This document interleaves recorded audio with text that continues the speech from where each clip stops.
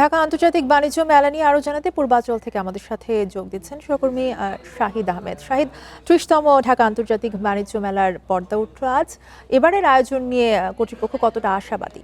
দেখুন, আসলে কিছুক্ষণ আগে যদি বলা যায় যে 10:30টার পরে এর উদ্বোধন হয়েছে, এখন মোটামুটি ক্রেতা দর্শনার্থীরা কিছুটা উপস্থিতি বাড়ছে। আমি কথা বলার শুরুতেই বাণিজ্য মেলা প্রাঙ্গণের চিত্রটা দেখাতে যায় দর্শকদের জন্য।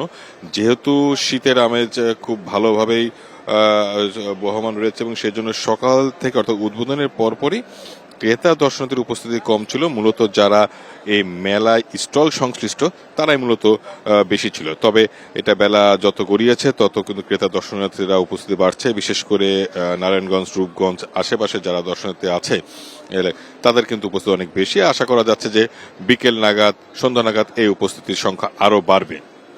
আর একটি বিষয় যে এই মেলার উদ্বোধনী অনুষ্ঠানে আমি কিছুটা বলি আপনাকে, যেটা কিছুক্ষণ আগে আপনি প্রতিবেদন দেখেছিলেন।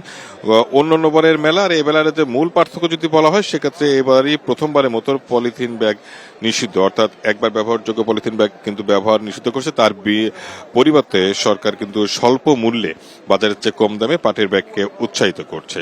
আর যদি মেলার ভিতরে সামগ্রিক পরিবেশের কথা বলা হয়, সেক্ষেত্রে ৩২৪টি ছোট বড় মিলে স্টল রয়েছে। এর মধ্যে বিদেশি স্টল রয়েছে 11টা।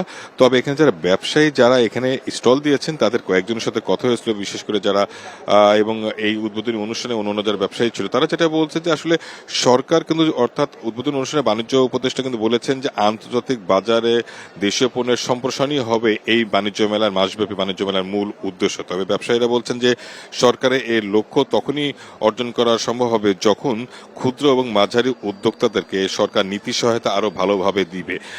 অর্থাৎ শুধু বৃহৎ শিল্প প্রতিষ্ঠান নয়, দেশের যে মূল প্রাণ অর্থনীতির ক্ষুদ্র মাঝারি শিল্প উদ্যোক্তা তাদেরকে আরো বেশি উৎসাহিত করা হলে, তাদেরকে সহযোগিতা করা হলে সরকারের উদ্দেশ্য যেমন পূরণ হবে, তেমনি দেশের অর্থনীতিতেও অনেক বেশি টেকসই হবে এবারে মেলা। তবে মেলা যেহেতু প্রথম দিন, সেক্ষেত্রে আমরা দেখতে পাচ্ছি অনেক স্টল, প্যাভিলিয়ন এখনো কিন্তু পুরোপুরি তাদের সাজসজ্জার কাজ সম্পন্ন করতে পারে না। এখনো বেশিরভাগ স্টলই কিন্তু তাদের সাজসজ্জা কাজ চলমান রয়েছে। তারা বলছে 2-1 দিনের মধ্যে শেষ করা যাবে।